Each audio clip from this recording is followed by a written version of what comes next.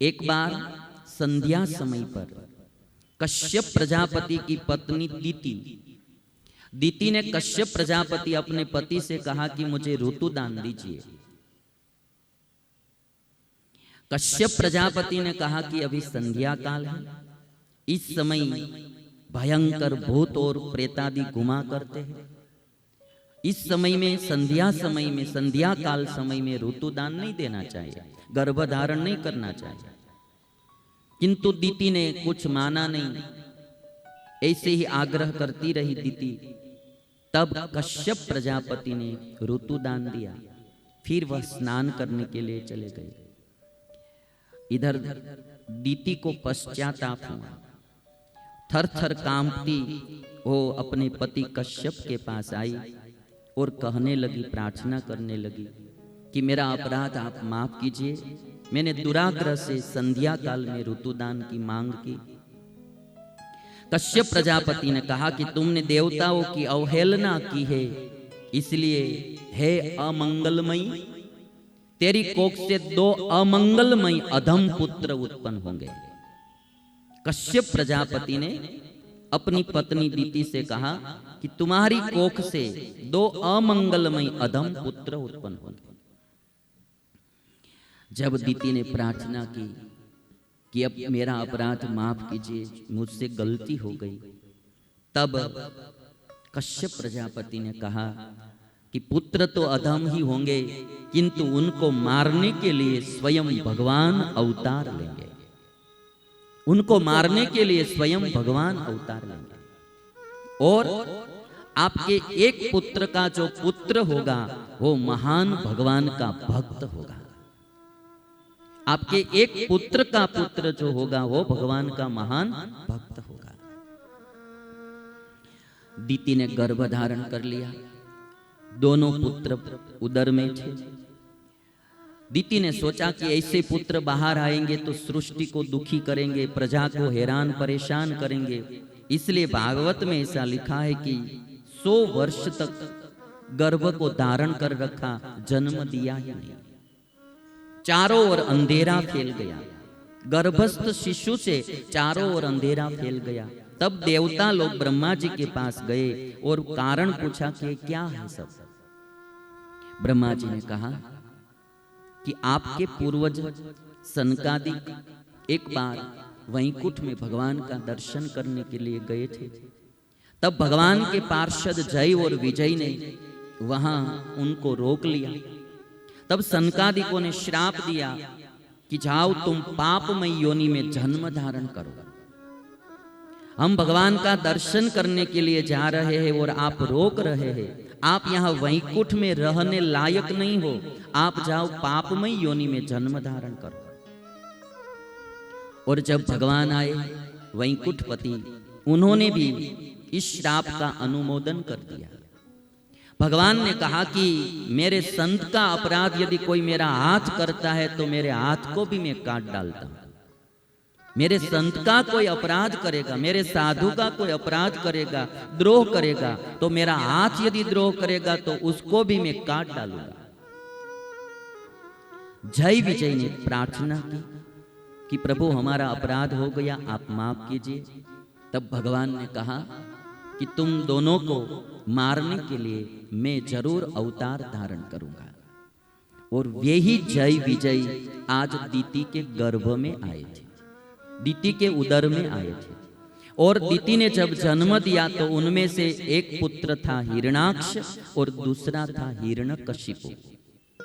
हिरणाक्ष और हिरण्यकशिपु पूर्व जन्म में वैकुंठाधिपति भगवान के पार्षद से जय विजय संत का द्रोह करने से आज असुर योनि को प्राप्त हुए। हिरणाक्ष को भगवान वराह ने मारा और हिरण्यकशिपु को 7वें स्कंद में भगवान ऋषि मारेंगे। दूसरे जन्म में ये जय विजय रावण और कुंभकर्ण हुए, उनको मारने के लिए भगवान राम ने अवतार धारण किया। तीसरे जन्म में जय विजय शिशुपाल और दंतवक्त्र हुए, उनको मारने के लिए भगवान कृष्ण ने अवतार लिया। 3 जन्म असुर का प्राप्त करके फिर जय विजय भगवान के धाम में चले गए। ये कथा जो है बहुत समझने योग्य है कि कभी भी किसी का द्रोह नहीं करना चाहिए। जय विजय भगवान के धाम में थे। एक बार कोई भगवान के धाम में चले जाते हैं तो फिर वापस आने का कोई नियम नहीं है। यद गत्वा न निवर्तन्ते तद धाम परमम मम। भगवान श्री कृष्ण ने गीता में कहा कि एक बार जहां हमारे धाम में आ जाते हैं तो फिर जन्म मरण नहीं होता। यद गत्वा न निवर्तन्ते तद धाम परमम मम। स्वामीनारायण भगवान से संतों ने प्रश्न किया वचनामृत में कि भगवान के धाम में से नीचे गिरने का कोई नियम नहीं है, तो भी कोई नीचे गिरते हैं, तो उसका कारण क्या?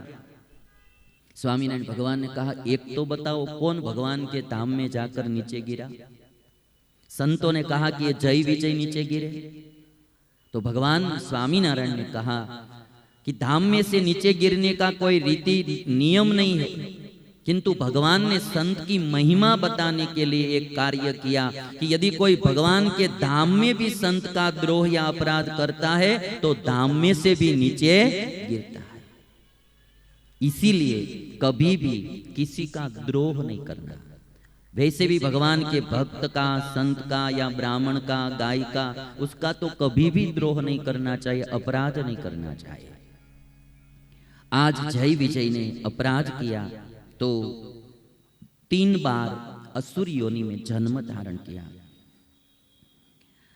सूत पुराणी शौनक को कथा सुनाते कहते हैं कि हिरण्याक्ष को भगवान वराह ने मारा।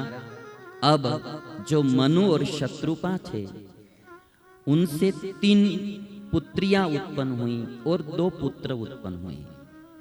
एक पुत्र का नाम था उत्तानपाद, जिसकी कथा चतुर्थ स्कंद में आती है, और दूसरे पुत्र का नाम था प्रियव्रत, जिसकी कथा पंचम स्कंद में आती है। 3 पुत्रियां हुई, आकुति, प्रसूति और देवहूति। ये स्वयंभव मनवंतर की कथा चल रही है। उनमें से जो देवहूति कन्या थी उनका विवाह कर्दम मुनि के साथ हुआ, और कर्दम मुनि से, देवहूति से 9 कन्या का जन्म हुआ। अनसुया आदि 9 कन्या का जन्म हुआ, और एक पुत्र का जन्म हुआ जिनका नाम था कपिल भगवान। तो स्वयंभव मनवंतर में दूसरा अवतार हुआ कपिल भगवान का। और ये देवहूति और कर्दम मुनि बिंदु सरोवर के तट पर तपश्चर्या करते थे। वहां कपिल भगवान का प्रागट्य हुआ, और ये जो स्थान है वो हमारे गुजरात में आया है, सिद्धपुर।